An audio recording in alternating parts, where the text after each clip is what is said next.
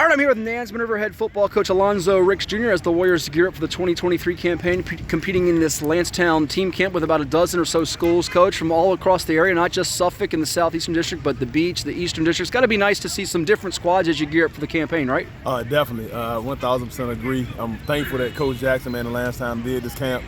Gives everybody the opportunity, man, to get the pads on a little early, see what you're working with before the summer of practice officially starts. So, man, I'm just glad to get some good competition, to get some quality good teams around here locally, and let's get better each day.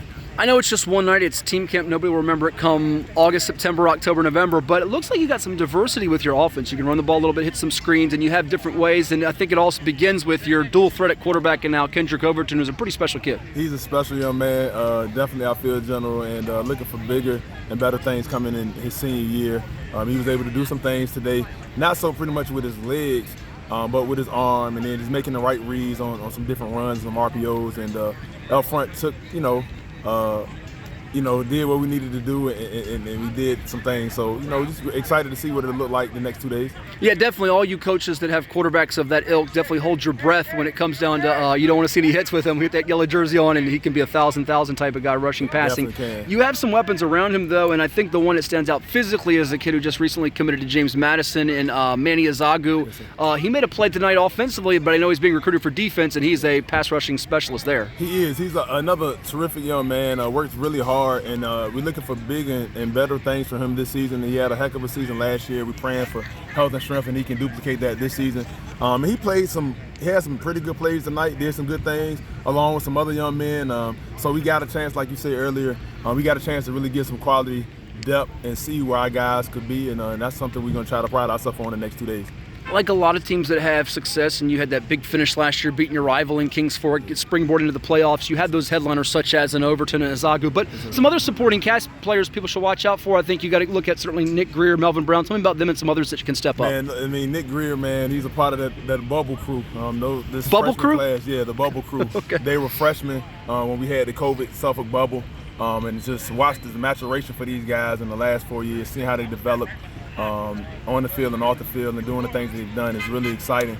And so even, them, Melvin, he's a 25 guy, so he's under them. Tavon Douglas. We have some guys up front that can do some things, man, for us as well. So we have some pieces. We have a young linebacking core, but they're headed by Ty Harris and Ben Hanson, returning starters from last year, and they have some guys underneath them coming up. So just excited about the pieces that we have. Just like I said, praying for health and strength, and see where it goes. Couple more, let you run. It's early, but what are you liking so far? What do you have to clean up? Clean up mental mistakes, stupid penalties, things of that nature. Having a sense of urgency, man. Not, coming out here. I know it's the first day in pads, shoulder pads, helmets, things like that. The heat is a factor, but look, forget that. It's football. We have to be able to think straight, and you got to be able to adapt and adjust when we're doing these things. So, that's some things that we can fine-tune and continue to get better and work towards on tomorrow, as we do have a tomorrow come out here again. But sort of going to hit on the liking part, it feels like you got better depth than maybe you've had in some recent years? Definitely. That's a great problem to have. So we have some guys, and like you said, now this team camp is basically based for offense and defense. When we get the special teams going, we're going to get some guys to get some game experience into that and everything. They'll build practice. Already they're policing each other, and it's competitive. So just looking excited to see what it might hold for this season.